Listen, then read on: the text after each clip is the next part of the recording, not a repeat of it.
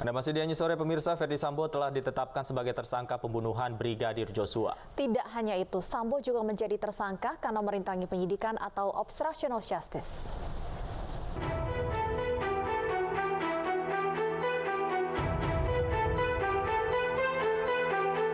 Pasca ditetapkan sebagai tersangka sekaligus dalang pembunuhan Brigadir Joshua, Ferdi Sambo juga ditetapkan tersangka kasus merintangi penyidikan atau obstruction of justice.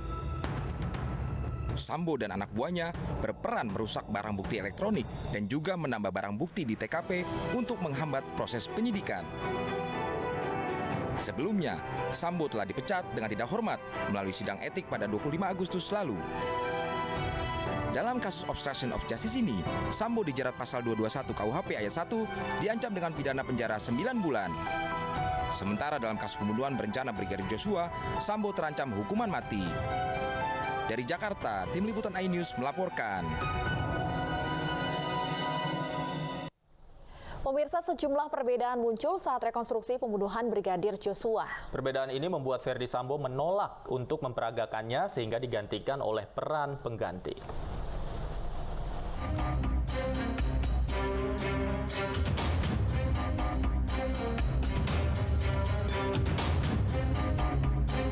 Rekonstruksi pembunuhan Brigadir Joshua menyisakan pertanyaan.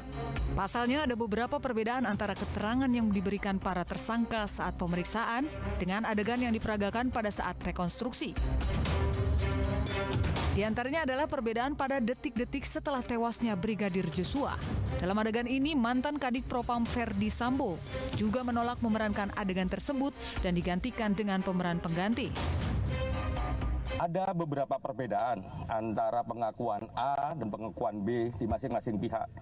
Tapi masing-masing pengakuan itu juga diuji. Jadi dikasih kesempatan oleh teman-teman penyidik untuk juga melaksanakan rekonstruksinya. Nah, itu menurut kami sebuah proses yang yang sangat baik dalam konteks hak asasi manusia.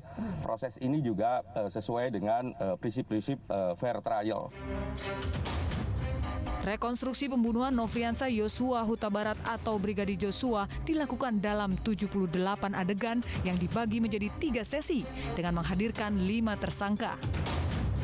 Rekonstruksi sesi pertama meliputi peristiwa di Magelang, digelar di kediaman Ferdi Sambo di Jalan Saguling, Jakarta Selatan.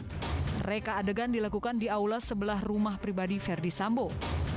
Sebanyak 16 adegan terkait peristiwa di Magelang dilakukan. Adegan ini meliputi peristiwa tanggal 4, 7, dan 8 Juli 2022. Reka adegan sesi kedua dilakukan di rumah pribadi Ferdi Sambo. 35 reka adegan dilakukan di rumah Ferdi Sambo ini. Sementara sesi ketiga rekonstruksi dilakukan di rumah dinas Ferdi Sambo. Sebanyak 27 reka adegan dilakukan di rumah dinas Ferdi Sambo. 3 sesi adegan tersebut diharapkan bisa membongkar kasus tewasnya Brigadir Joshua yang selama ini menjadi misteri.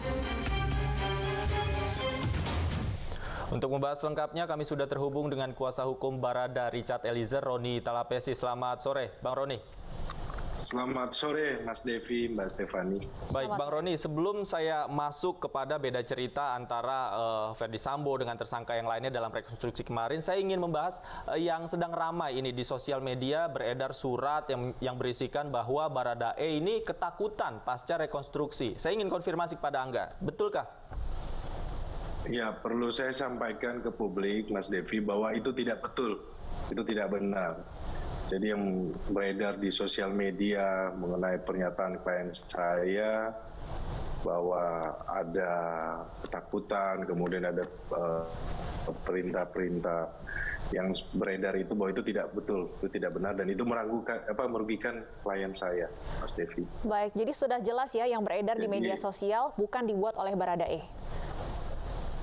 Bukan. Jadi publik tidak perlu menanggapi untuk isu-isu yang kontroversi yang beredar di publik itu tidak usah ditanggapi lah. Baik. Bang Roni, lalu kemarin pada saat rekonstruksi ada perbedaan versi antara Baradae dengan Ferdi Sambo.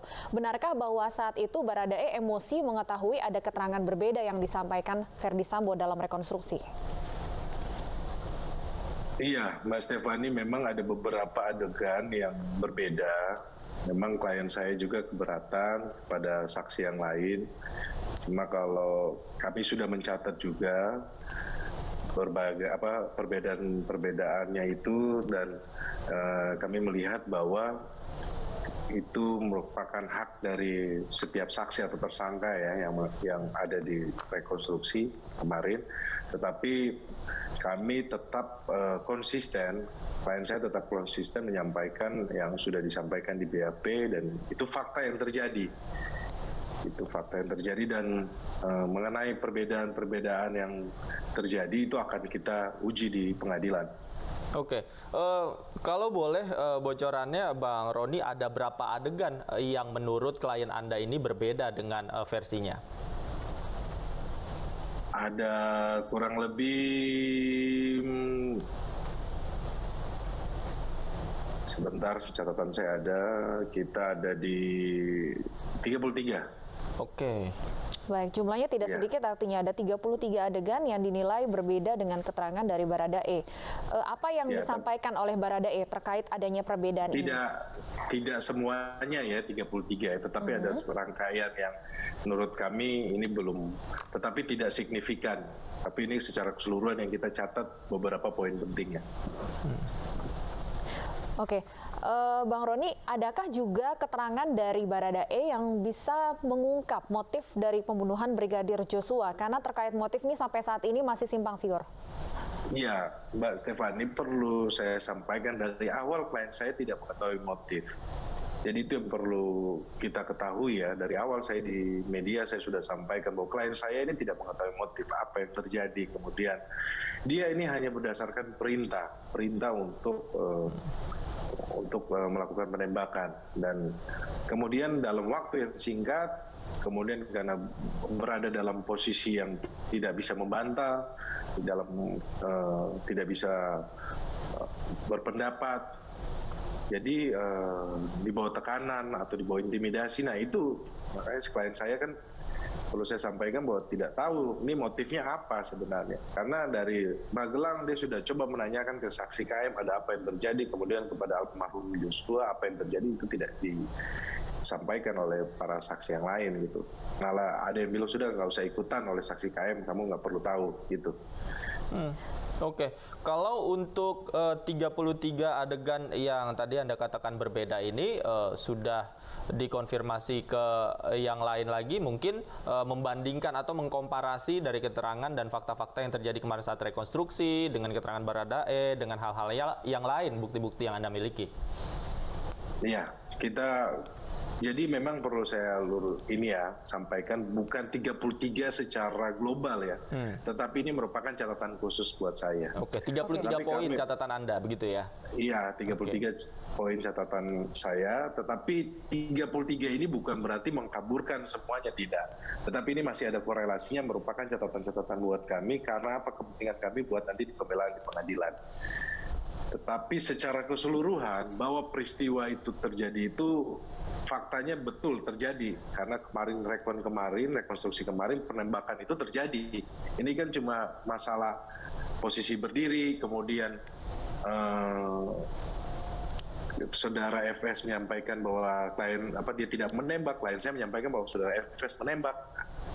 Itu ada beberapa catatan buat kami yang nanti bahan kami untuk di pengadilan. Bang Roni, menurut Anda sendiri sejauh ini seberapa besar kemudian dampak peran Baradae sebagai justice kolaborator dalam penanganan kasus ini? Iya, sejak awal kan kami sampaikan bahwa klien kami ini sangat kooperatif ya, dan mengajukan sebagai GC, kemudian dia juga menjadi whistleblower sehingga membuka kasus ini menjadi terang. Dengan adanya rekonstruksi yang kemarin berjalan lancar, kasus ini kan semakin terang. Kan kemarin sudah dihadiri oleh JPU juga melihat beberapa catatan mereka juga melihat beberapa rekonstruksi, dan saya berpikir bahwa kasus ini akan menjadi terang ketika nanti di pengadilan didukung dengan alat bukti yang lainnya ya. Karena memang kalau seandainya saksi atau terdakwa mengingkar, itu merupakan haknya mereka. Tetapi kan ingat, dalam posisi kasus ini ada yang menjadi terdakwa, ada yang menjadi saksi di berkas perkara yang lainnya, bersama gitu. Tapi kan kalau seandainya ada keterangan saksi yang tidak betul, itu kan akan kita kaji juga. Ingat juga ada ancaman hukumnya juga kalau ada keterangan palsu kan. Nah, tetapi ini akan kita kaji dan kita uji bersama di pengadilan. Baik. Nanti kita akan lihat seperti apa prosesnya di pengadilan. Terima kasih Bang Roni Talapesi sudah meluangkan waktu bersama kami di iNews Sore. Selamat sore.